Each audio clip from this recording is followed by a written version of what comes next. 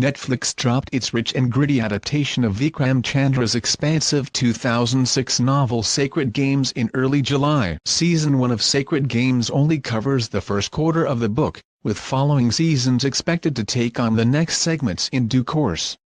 The series is made up of two timelines. One charts the life and rise of Indian criminal overlord Ganesh Gaitan, played by Nawazuddin Siddiqui, while the other follows discredited police officer Sartai Singh, Saif Ali Khan, who is trying to save the city after receiving a disturbing late-night phone call warning him that Mumbai will be destroyed in 25 days. While the story is fictional, the drama refers to real-life historical events that have shaped India and in particular the sectarian violence between Hindus and Muslims and how the two religious groups have been played off against one another by politicians and others with an agenda. Some of the events mentioned in Sacred Games include the Bosphorus scam, the Mandal Commission and the 1993 Bombay riots. But why has the show been embroiled in controversy? Will there be another series of Sacred Games on Netflix? What is the Sacred Games controversy? Sacred Games landed itself in hot water with a couple of members of the Indian National Congress Party filing petitions to the police complaining about a scene in episode 4 in which Gaitan refers to former Prime Minister Rajiv Gandhi as AP over his handling of a political situation. One of the petitions called for Netflix to be taken to court, the program makers as well as actor Siddiqui, who said the dialogue as his character. Following the two petitions, the leader of the party Rahul Gandhi, whose father Rajiv was the subject of the criticism, spoke out on social media saying he championed freedom of speech. In a tweet he wrote to his 7.24 million followers, BJPRSS believe the freedom of expression must be policed and controlled. I believe this freedom is a fundamental democratic right. My father lived and died in the service of India. The views of a character on a fictional web series can never change that. Sacred Games. How many episodes are in Sacred Games on Netflix?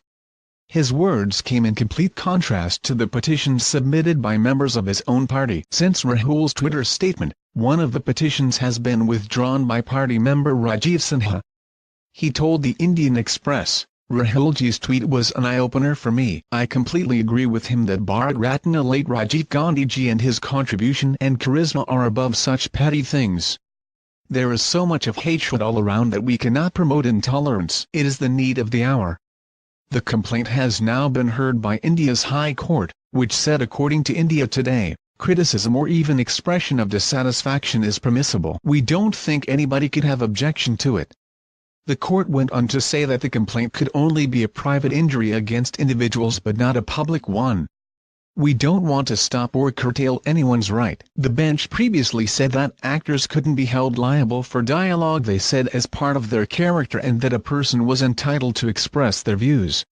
We pass directions, only when we find any violation, the court bench stated. Senior advocate Chandra Lal, who is representing Netflix in court, said that the company didn't want to offend anyone even though Rahul Gandhi tweeted that he didn't have a problem with it. Sacred Games is based on which gangster? Netflix has since the offending word to something milder following the complaints. Compared many of the shows on Indian television, Sacred Games features nudity, violence, swearing and criticism of the government. However, it's the negative comments about a previous administration that have been a point of contention. But why is this the case and how does Sacred Games fit into the wider television and film landscape in India? The British Board of Film Classification certified Sacred Games an 18-rated series due to its content. The Indian equivalent, the Central Board of Film Certification, is based on a similar system and harks back to when the nation was under British colonial rule. Speaking to Express.co.uk, Professor of Cultural Studies and Creative Industries Rajendra Dudra of Birmingham City University explained, "It's definitely grown-up viewing and a culture apart almost. It's made by an Indian team but it's also on this new platform which is Netflix. It's very Indian. But what's interesting here is that it's more than usual run-of-the-mill entertainment show, family melodramas and even when you have your cop or thriller dramas. It's still very much for a mass, almost family entertainment market even when it's veering more towards mature, adult audiences." Is Sacred Games a real story?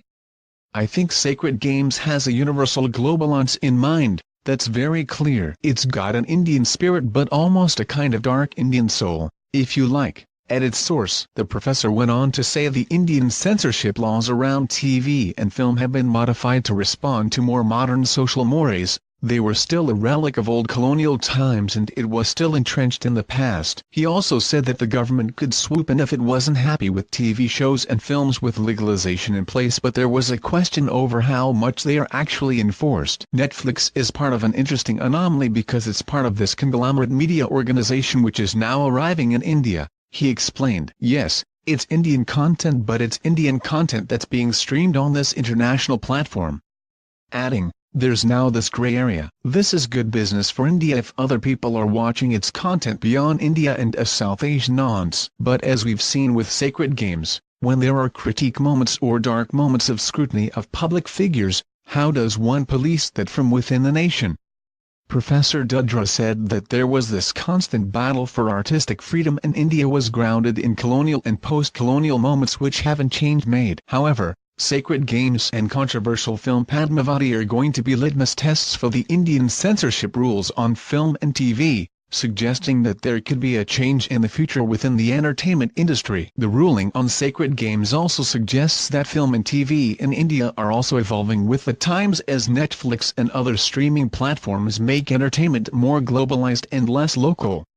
Sacred Games is available to watch on Netflix now.